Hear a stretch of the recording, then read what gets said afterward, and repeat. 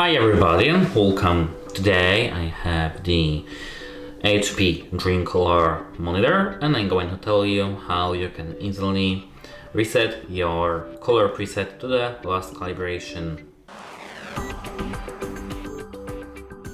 So, as you can see on the back of your monitor, you can find a button.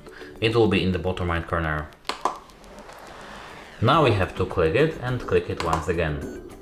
Now we have to scroll down to color and click on color. Now we can scroll down to reset active color preset and click on it.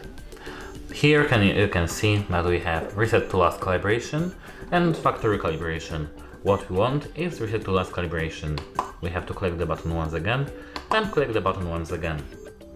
That's it, hope it helps you and goodbye.